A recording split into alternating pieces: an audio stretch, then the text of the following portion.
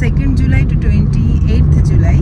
তো আমাদের 6 দিনের ট্রেনিং রয়েছে। আমি যাচ্ছি আর আমার সাথে ইকোনমিক্স স্যারও যাচ্ছে, মানে ওনার আমার সাথে না, ওনার সেম টাইমেই ফ্লাইট আছে, বাট এনএলআই গোয়াতে রয়েছে আর আমার এনএলআই রাঙ্গারেড্ডিতে রয়েছে তেলেঙ্গানাতে। তো অনেকদিন ধরেই এটা একটা এসে গেছে, সামার ভ্যাকেশনের টাইমেই এসেছে। তো এখন ফাইনালি যাচ্ছি। আজকে 21 জুলাই আর আজকে আমার ফ্লাইট রয়েছে শার্প 11:30 AM এ। আর according to flight rule 2 hours before যেতে হয় এয়ারপোর্টে। তো আমি 3 ঘন্টা হাতে সময় নিয়ে যাচ্ছি। তো এখন আমি চলেছি বাইপাস ধরে, EM বাইপাস ধরে, then will go to Netaji Subhash Chandra Bose airport, যেটা দমদম এয়ারपोर्ट বলে লোকেরা। दोस्तों, आपको एक सूचना देनी थी कि जो मेरे व्यूअर्स हैं वो कोई लोग बंगाली नहीं समझते हैं, तो उनका ये रिक्वेस्ट रहता है कि मैं हिंदी में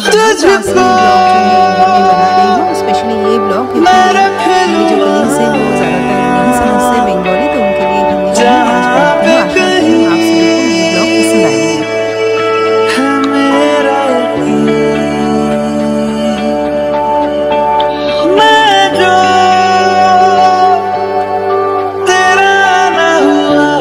হ্যালো ফ্রেন্ডস, গুড মর্নিং। আপনাদের সাথে দেখা হয়ে গেল একটা নতুন ব্লগ নিয়ে। আজকে আমি যাচ্ছি এনএলআই রাঙ্গারেড্ডি হায়দ্রাবাদ।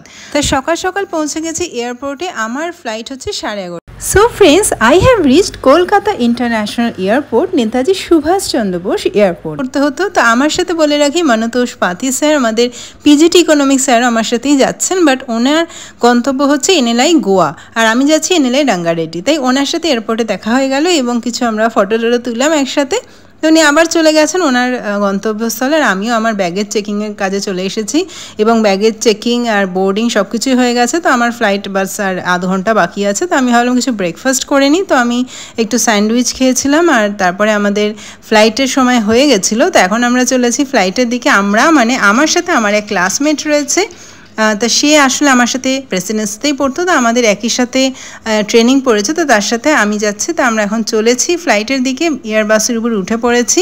এবার বাস আমাদের নিয়ে যাবে সোজা ফ্লাইটে।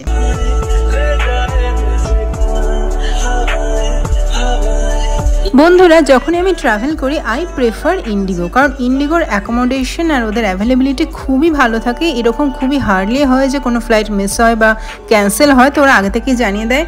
আর ওদের যে ফ্লাইট থাকে সেটা অন টাইম থাকে, কখনো আমি ডিলে দেখিনি। হ্যাঁ, আমি ওদের কোনো অ্যাডভার্টাইজ করছি না, but I prefer Indigo always. তো আমাদের ইন্ডিগোর বুকিং আগেই হয়ে গেছিলো। যখন আমরা ভ্যাকেশনে ছিলাম তখনই আমাদের এসে গেছিলো। তো আমরা সেই মতো বুক করে রাখি টিকিট এবং আজকে আমরা চলেছি। আজকে হচ্ছে 20 তারিখে আমি চলে এসেছি আর আজকে 21 তারিখে আমার ফ্লাইট আছে।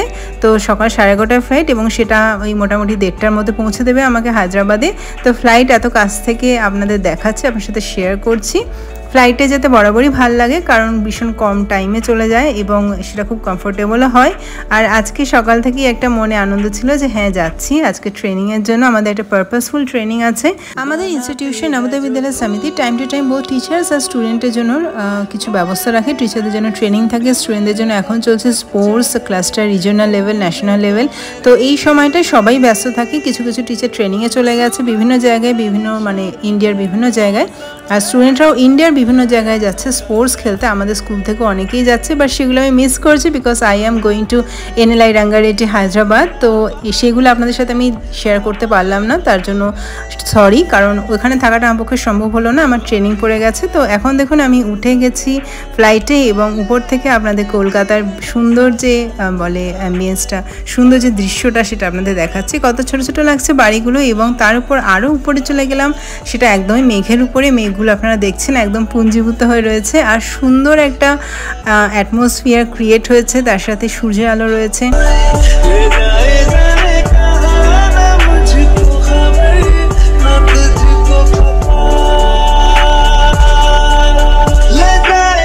আসলে আজকে একটু রেইনি সিজন ছিল, সেই জন্য কালো কালো মেঘ আপনাদের সাথে আমি দেখাতে পারলাম। তো আমি পৌঁছে গেছি এখন হায়দ্রাবাদ এয়ারপোর্টে, রাজীব গান্ধী ইন্টারন্যাশনাল এয়ারপোর্টে। তো সেটাও খুবই সুসজ্জিত এবং ওয়েল মেনটেন। আপনাদের সাথে আমি শেয়ার করছি সেই এয়ারপোর্টের দৃশ্যটাও। দেখুন সবকটাই খুবই সুন্দর। আসলে কলকাতা এয়ারপোর্টও সুন্দর, হায়দ্রাবাদ এয়ারপোর্টও সুন্দর। এয়ারপোর্ট মানে একটা বড় জায়গা, লাক্সারিয়াস এনভায়রনমেন্ট, একটা আপনাকে আলাদা এনভায়রনমেন্টে ফিল করানো হয়। তো সেটা আমরা ফিল করছিলাম এবং খুব ভালো লাগছিল। সত্যি কথা বলতে আমাদের যে নবোদয় বিদ্যালয় সমিতি, তার জন্যই আজকে এখানে আসা রাঙ্গারেড্ডিতে। তো হায়দ্রাবাদে এর আগে আমি এসেছি ঘুরতে, আর আজকে আমি ট্রেনিং পারপাসে এসেছি। তো সেটাও আমি খুব ভালোভাবেই এনজয় করতে করতে যাচ্ছি। আসলে আমাদের একটা পারপাসফুল ট্রেনিং রয়েছে, তো সেই কন্টেন্ট পারপাসফুল যে ট্রেনিংটা রয়েছে সেটার জন্যই মেইনলি যাওয়া। আর সেই পারপাসে আমি নিজেকে প্রিপেয়ারও করেছি যে হ্যাঁ, আমাকে ওখানে গিয়ে এখন 6 days ট্রেনিং করতে হবে, ওখানে যা যা শেখানো হবে সেগুলো আত্মস্থ করার চেষ্টা করব যতটা সম্ভব। তো আমরা এখন লাগেজ নিয়ে আপাতত চলেছি। আমাদের ইচ্ছা ছিল যে যেহেতু আজকে আমাদের রিপোর্টিং আছে, আজকে কোনো ক্লাস হবে না, তাই লাগেজ রেখে যদি আশেপাশে কোথাও একটুখানি দেখা যায় কি কি সাইট সিন রয়েছে। তো রামোজি ফিল্ম সিটিতে এর আগের বারে আমি যেতে পারিনি, আমাদের ইন্ডাকশন কোর্স ছিল রাঙ্গারেড্ডিতে, তো সেখানে 13 দিনের কোর্স ছিল। তো আমাদের অন্যান্য জায়গাগুলো দেখানো হয়েছে, যেমন সালারজং মিউজিয়াম ছিল, বিড়লা মন্দির ছিল, আরও চারমিনার ছিল। তো সেই জায়গাগুলো আমি দেখেছি, বাট রামোজি ফিল্ম সিটিতে সেই সময় আমার দেখা হয়নি। তো আমি দেখুন এখন উবের যে এরিয়াটা সেখানে রয়েছি, উবের যে ওখান থেকে যেখানে উবের থেকে উবের বুক করা হয় সেই প্লেসে রয়েছি। তো আমরা উঠে পড়েছি, কারণ রামোজি ফিল্ম সিটিটা আমাদের ড্রাইভার বললো যে 5:30 অবধি খোলা থাকে বিকেলবেলা। তাই এখন মানে অলমোস্ট 4 PM হয়ে গেছে, তাই রামোজি ফিল্ম সিটিতে যাওয়াটা এখন খুব একটা ওয়াইজ হবে না, কারণ যতক্ষণে যাবো ততক্ষণে তো বন্ধ হয়ে যাবে। তাই we changed our mind that we should go to NLI Rangareddy only.